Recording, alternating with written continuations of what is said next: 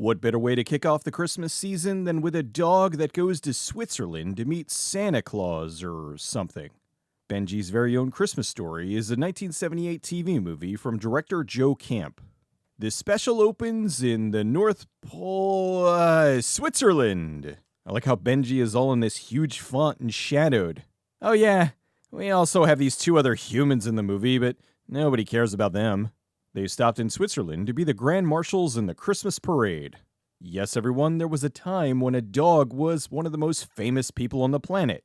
Laugh all you want, she's still a better actor than Channing Tatum. Swedish Emerald Lagasse passes by. Chris and his enormous eyebrows are there to take them to the event. I am Kris Kringle. Kris Kringle? You don't look anything like our Santa Claus. That's because I haven't been completely commercialized yet. Chris puts on a Texas accent and strangely sounds like Sam Kinison. Well, I'm as happy as a hen on a June bug. Think you all came all the way from Texas? He's taken them to see some people who want to meet Benji but can't make it to the parade. They pass through the verboten sign straight into Santa's village.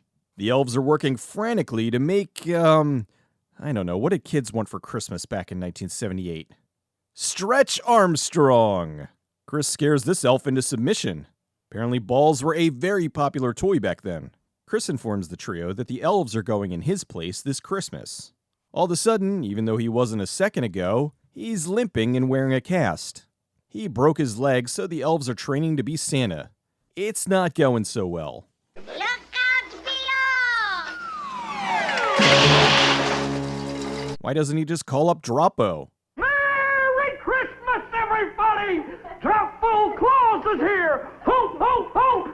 Oh, great, Benji's sick. It's $1 million dog you got there, people. Chris talks about his various modes of transportation. Sometimes it's a horse. Or a donkey. I thought the donkey was for Hanukkah Harry. Of course, it wouldn't be Santa without reindeer. Rudolph isn't there, of course. His nose just wasn't in the budget. Pretty sure they could squeeze out of there if they really wanted to. Okay, one of them did. British Santa explains why he's not at the North Pole. Well, we were actually for a time, but it's frightfully cold up there. And this is so much more centrally located. Chris takes Benji back to meet the Keebler elves, Needles and Pins, his tailors. Chris puts on a fashion show for the audience. He seems to be getting around just fine on that busted leg. Raiden wins. He shows off the traditional Santa outfit and he goes back to the previous outfit and the elves try to pitch a new look for him. He looks like a level 3 wizard with mismatched armor. Now we're talking. That's about a level 6 or 7 character. Okay, now we're full on prestige class, with 6 levels in wizard and 4 in diplomat. Chris takes them to the CPAC? Why are they going to see the Chemical Emergency Preparedness Advisory Council? And better yet, what does any of this have to do with Benji? Inside the building is Chris's high-tech toy delivery system. These elves don't seem to like Santa. Good thing they have a random table for Benji. They want to know how he delivers all his presents in one night, so he tries to explain. Oh no, he's not going to sing, is he? If I travel in this direction... Oh, thank goodness. He then takes them to the main hall, and I'm getting Santa Claus the movie flashbacks.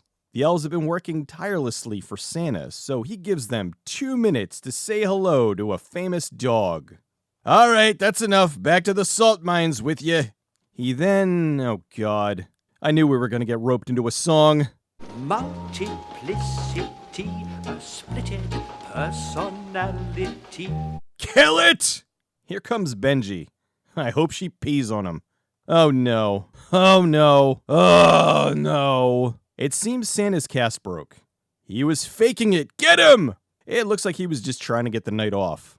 I know Benji's a real dog, or actually technically dogs, but here he really looks like a puppet. Cindy gives a speech, but Chris sees Benji and has a change of heart, so he decides to be Santa yet again. Thanks to you. It looks as if it's going to be Christmas as usual, eh? Chris uses his magic to send the trio to the parade and makes them forget everything they just saw. Nobody's perfect. Oh, that Kringle! Benji's Very Own Christmas Story was shot in early 1978. The character of Benji was created by writer-director Joe Camp. In 1974, the surprise hit Benji was released and made the dog an international superstar. Only the dog wasn't Benji, but Higgins, A male dog. Higgins was an animal actor that mostly appeared on TV shows like the Beverly Hillbillies and Green Acres. His most popular job was on the show Petticoat Junction as Dog. He was in the film Mooch Goes to Hollywood, and since he was getting older, his handlers retired him. However, just a few years later, they took him out of retirement to star in Benji at the age of 16. As I said, the movie was a huge hit, but sadly, Higgins died in 1975 at the age of 17, which is about 87 in dog years. Before his death, Higgins fathered a litter of puppies, and the one that looked the most like him they named Benji, who'd take on the mantle of Benji despite that she was a girl. Most people didn't notice. In 1977, they released For the Love of Benji, which was also a hit. Wanting to capitalize on the success, they released this TV Christmas special. Aside from the movies, Benji had a TV series, a bunch of shorts, and even a video game. Benji didn't quite become as big as they had hoped, and while the dog was in a few movies, like Oh Heavenly Dog and Trading Places, they never were able to regain the level of success of the first two movies. Benji the Hunted was released in 1987 and was the last Benji movie for quite a while. In 2018, Joe Camp worked with his son to try to reboot the series for Blumhouse, but it didn't go over so well. It was a direct-to-Netflix movie, and honestly, I didn't even know about it until I started working on this episode. Benji's Very Own Christmas Story is a safe, super sweet TV movie from the 70s. It's shot well, and the bright colors of the elves really looked nice in Santa's village. This was restored on Blu-ray, and you can really see the fake noses and ears. But I'm thinking back in '78 on SD-TV, no one noticed or cared. My only problem with this is that it's Benji's story and he's barely in it. It's mostly Kris Kringle. Although, to give credit where it's due, Ron Moody was doing a great job of keeping the audience engaged. He's a character actor with almost 100 credits to his name. I thought he did a terrific job in this silly short that was clearly aimed at young kids. Speaking of which, why would I cover such a thing? Why not? A little harmless nostalgia is good from time to time. And this is real nostalgia, not just some forced member berries. Also, it's funny to think that there was a time when a dog would be the star, as opposed to what it is now, when it's all about cats.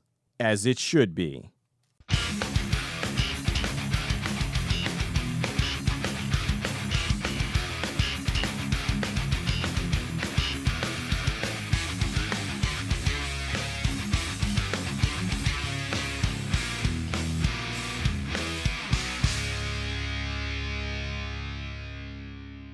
But there is a movement afoot to bring me back, exactly as you see me now.